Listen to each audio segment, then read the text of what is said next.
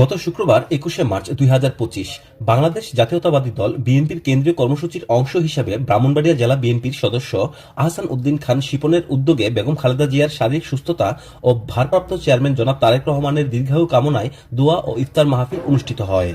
কুরআন তেলাওয়াতের মাধ্যমে অনুষ্ঠান শুরু করেন রাফসান জানি মেজবাহ। নোয়াগাঁও ইউনিয়ন বিএনপির সভাপতি হারুনুর রশিদ হারুনের সভাপতিত্বে শোক প্রস্তাব পাঠ করেন নোয়াগাঁও ইউনিয়ন বিএনপির সাবেক সভাপতি আবু মুসা উসমানী।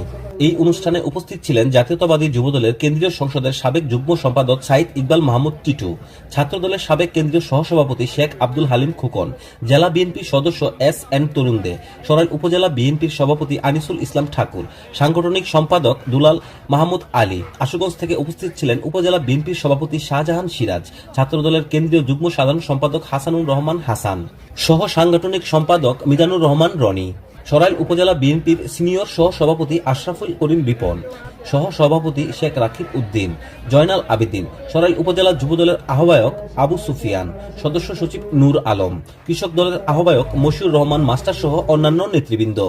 এ সময় যৌথভাবে অনুষ্ঠান পরিচালনা করেন জামাল হোসেন লস্কর, আহ্বায়ক ব্রাহ্মণবাড়িয়া জেলা জাতীয়বাদী আইন ছাত্র ফোরাম ও মুর্শেদ জামান জালাল, আহ্বায়ক নওগাঁও ইউনিয়ন যুবদল। দোয়া পরিচালনা করেন মুফতি মারুফ খান জিহাদি।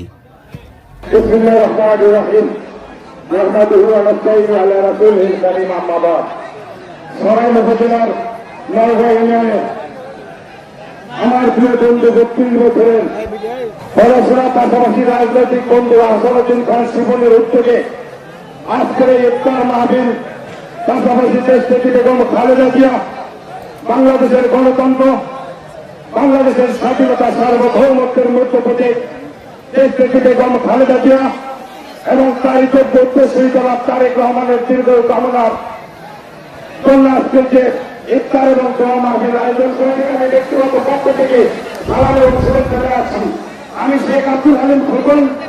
আমি গত দিনে ছিলাম বাগেরহাটে, এখান থেকে 500 কিলোমিটার দূরে।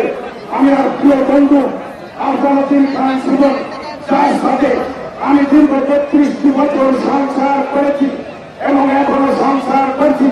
বাংলাদেশ জাতীয়তাবাদী দল, দেশনেত্রী বেগম খালেদা জিয়ার দল, বাংলার রাখাল রাজা শহীদ প্রেসিডেন্ট জিয়াউর রহমানের দল, আগামী দিনের রাষ্ট্রনায়ক তারেক রহমানের দল।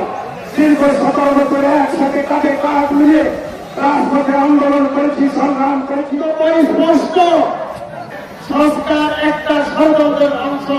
নির্বাচন হয়ে গেলে প্রত্যেকটা ক্ষেত্রে সংস্কার করা সম্ভব। জনগণের ম্যান্ডেট দিয়ে যে দল ক্ষমতা আসবে সে দলে জনগণের সমর্থন নিয়ে সংস্কার করবে। আর এখন যা করছেন সেটা হচ্ছে সংস্কার মানে ষড়যন্ত্র। ربنا ظلمنا انفسنا وان لم تغفر لنا وترحمنا لنكونن من الخاسرين।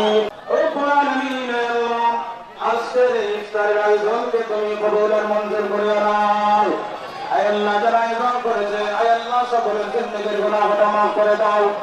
রব আলামিন আল্লাহ, খাস করে মাওলা দেশের নেত্রী বেগম খালেদা জিয়া লন্ডনের চিকিৎসাধীন অবস্থায় আছে। আল্লাহ ওনার সুস্বাস্থ্যের জন্য আল্লাহ দোয়ার ইন্তজাম করা হয়েছে। মেহেরবানি করে আল্লাহ ওনাকে পরিপূর্ণ সুস্থ বানা দাও।